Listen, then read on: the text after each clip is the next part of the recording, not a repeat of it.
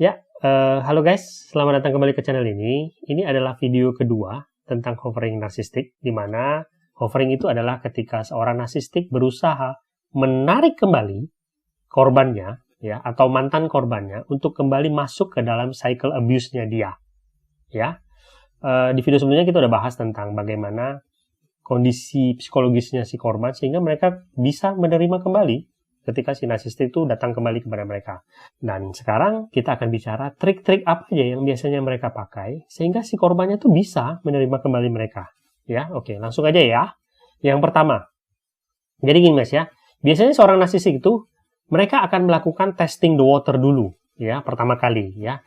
Mereka akan mengontak kalian secara tiba-tiba, ya, dalam arti nggak ada angin, nggak ada hujan gitu ya. Mereka datang dan bersikap seolah-olah nggak ada apa-apa gitu ya. Mereka akan kontak kalian misalnya, satu, hai, apa kabarmu gitu ya. Aku tiba-tiba ingat sama kamu, sekarang kamu gimana kabarnya, apakah kamu baik-baik saja. Itu satu. Bisa juga misalnya dia berpura-pura seperti mengatakan mengungkit masa lalu gitu ya. Tadi aku lewat kafe di mana dulu kita pernah begini gitu misalnya. Aku tiba-tiba ingat sama kamu. Gimana ya kabar kamu sekarang? Nah, itu juga caranya itu.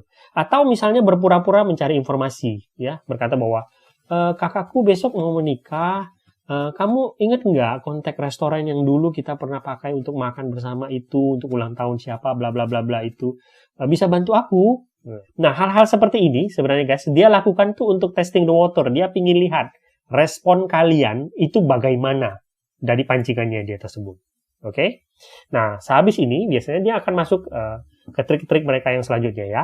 Ada dua macam trik, yaitu yang positif maupun negatif. Kita akan bahas dulu melalui yang positif ya. Positif itu dalam arti dia akan memberikan apapun yang kalian inginkan dari dia. Ya. Nah, yang kalian inginkan itu apa? Mari kita lihat ya. Yang pertama, gitu ya. Itu pasti balik fasenya love bombing. Ya. Ingat, love bombing kita udah bahas di fase hubungan antara narsistik dan korban. Di sini mereka akan kembali melontarkan love bombing seperti mereka lakukan dulu. Ya. Dan mereka akan lakukan ini seolah-olah mereka lakukan ini tanpa pamrih. Perhatian, hadiah, ya, apapun itu. Sehingga menjadikan kalian center kembali dari dunianya dia. Walaupun misalnya kalian memutuskan untuk tidak merespon itu, dia akan tetap lakukan itu. Ya, untuk mendobrak pertahanannya kalian. Ya, oke, itu satu. Yang kedua, janji-janji kosong. Ya, ingat, seorang narsistik itu adalah seorang pembohong yang luar biasa hebat. Bagi dia, berjanji atau melontarkan fakta itu, mau benar atau salah, nggak masalah bagi dia. Di sini dia akan melontarkan janji-janji kosong seperti mengatakan bahwa, aku baru tahu loh ya, ternyata aku tuh sudah membuang sebuah permata yang paling indah di dalam hidupku. Seseorang yang benar-benar bisa mengerti aku. Satu-satunya orang di dunia ini yang bisa mengerti akan aku.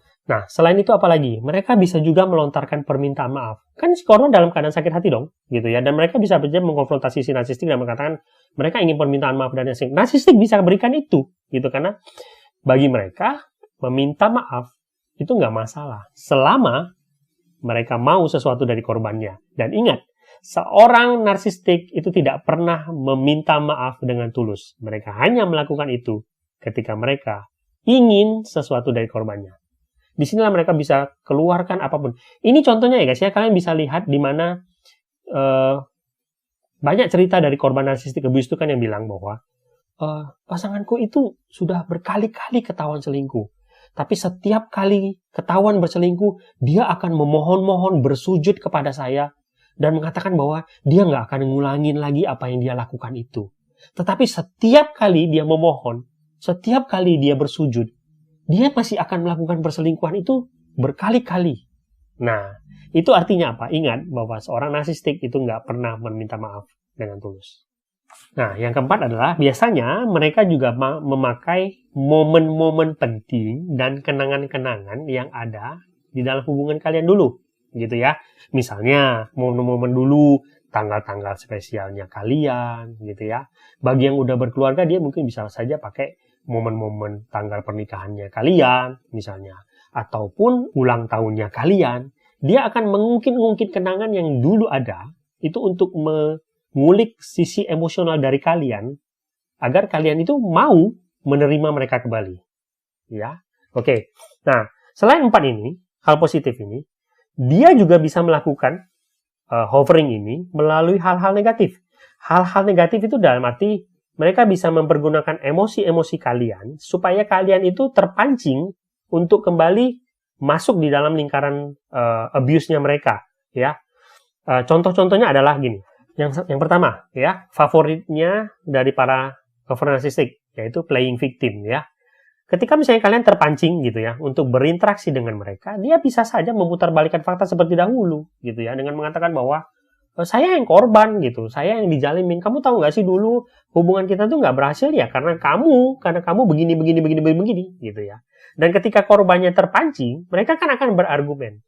Tapi ingat, korbannya itu akan goyah sendiri gitu loh, karena mereka punya kemampuan untuk mentwist keadaan dari dia pelaku menjadi korban.